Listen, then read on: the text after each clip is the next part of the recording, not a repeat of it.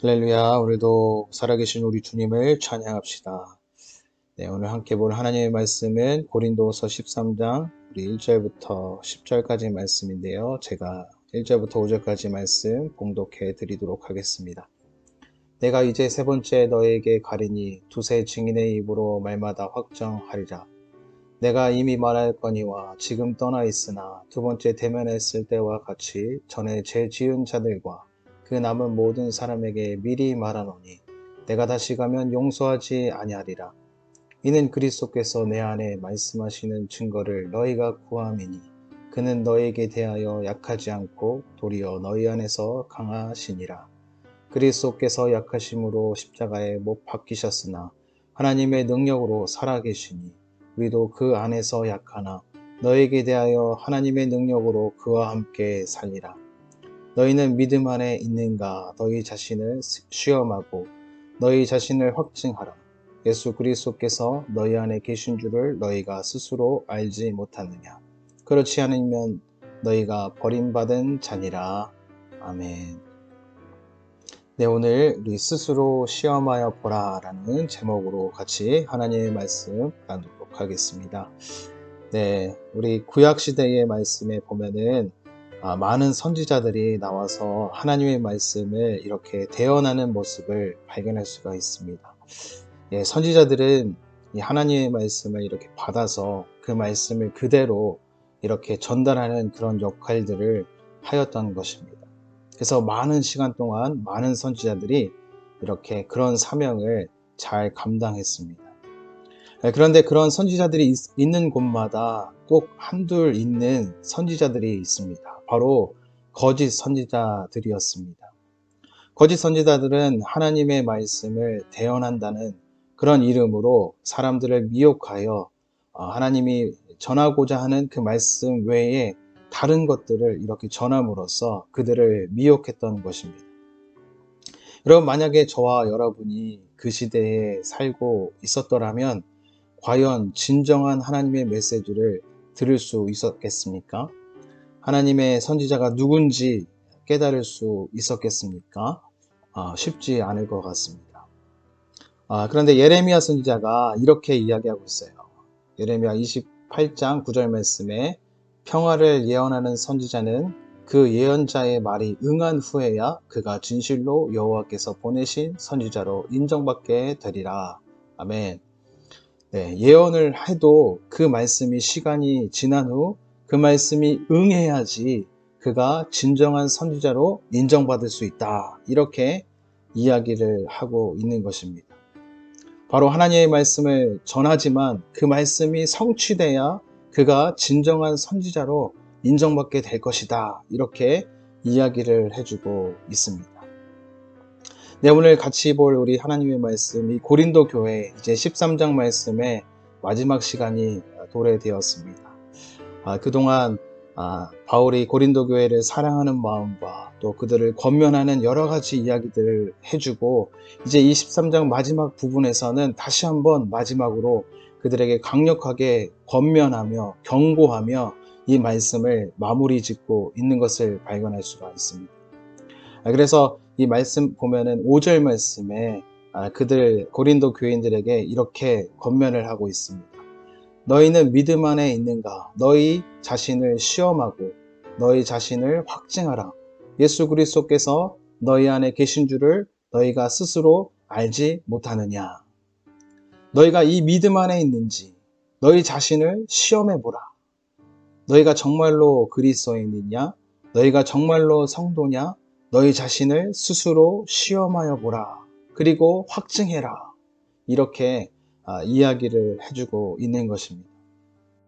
여러분, 우리 자신이 믿음 안에 있는가 시험하는 것이 왜 이것이 중요합니까? 우리를 돌아보고 확증하는 것이 왜 중요할까요? 그것은 우리도 모르는 사이에 올바른 길에서 이탈될 수 있기 때문입니다. 하나님의 선지자라고 이야기하지만 거짓 선지자가 있을 수 있듯이 하나님의 성도라고 하지만 거짓 성도가 될 수 있기 때문입니다. 그렇다면 우리 자신이 진정한 성도인지 어떻게 분별할 수 있을까요? 오늘 바울은 마지막 장인데도 강한 어조로 말합니다. 바울의 편지로 돌아선 고린도 교인들도 있었지만 여전히 바울을 대적하며 거짓으로 말하는 사람들도 있었습니다. 바울이 이렇게 강하게 이야기하는 것은 그들로 회개하고 다시 세 번째 만날 때에는 그들이 회개한 모습으로 만나고 싶었기 때문입니다. 그러면서 고린도 교인들도 그들 자신이 그리스도인인지 스스로 그들을 점검해 보라고 이야기해 주고 있습니다. 오늘 말씀 속에서 스스로 점검하는 특징 몇 가지를 생각해 볼 수가 있는데요. 오늘 저와 여러분도 이 기준으로 살아가고 있는지 함께 점검해 보았으면 좋겠습니다. 첫 번째로, 능력을 경험하고 있습니까? 바울이 전한 복음은 우리가 주님과 함께 죽어져야 살 수 있다는 복음이었습니다. 고린도 교회는 이 복음을 듣고 이 말씀에 동참을 하였습니다. 그런데 놀라운 경험을 했습니다. 죽음은 곧 부활을 경험하게 되었던 것입니다.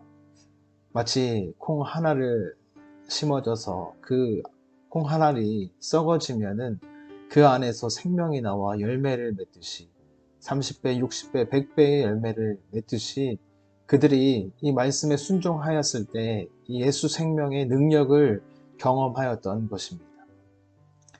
우리가 우리 자신이 올바로 서 있는지 점검할 수 있는 방법은 바로 이 복음의 능력을 경험하고 있느냐입니다. 4절 말씀에 주님은 십자가에 못 박히셔 죽으셨으나 하나님의 능력으로 살아나셨다, 이렇게 이야기하고 있어요.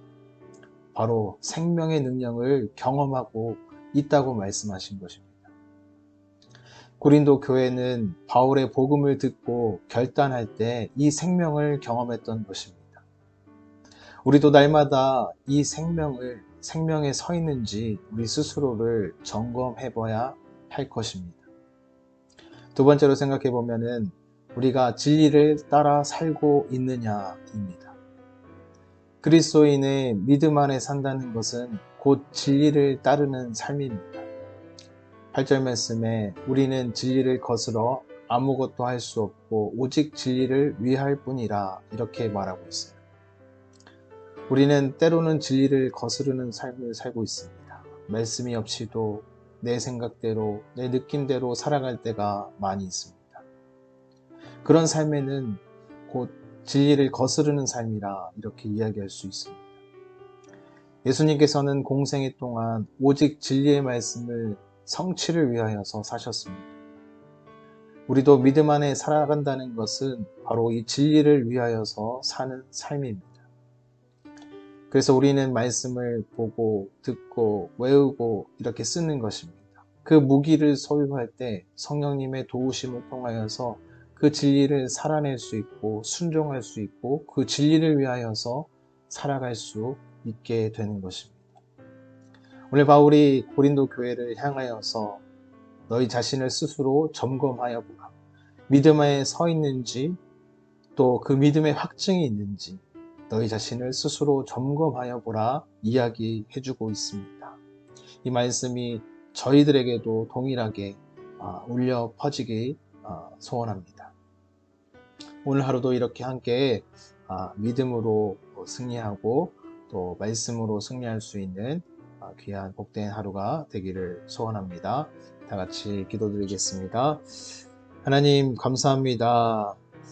저희들 사랑하여 주셔서 자녀로 불러주시고 또 진리 안에 또 거할 수 있는 은혜를 허락하여 주신 주님 감사합니다. 날마다 죽는 자리, 십자가의 자리가 우리의 생명의 자리가 되게 하여 주시고 그 자리에서 늘 능력을 경험할 수 있는 그런 은혜를 허락하여 주시옵소서. 늘 진리의 말씀이 우리를 이끌고 그 말씀에 순종하며 그 말씀에 기뻐하며 따라갈 수 있는 그런 온전한 그리스도인으로 날마다 저희들을 세워 주시옵소서. 감사드리오며 사랑 많으신 예수님의 이름으로 기도드렸습니다. 아멘.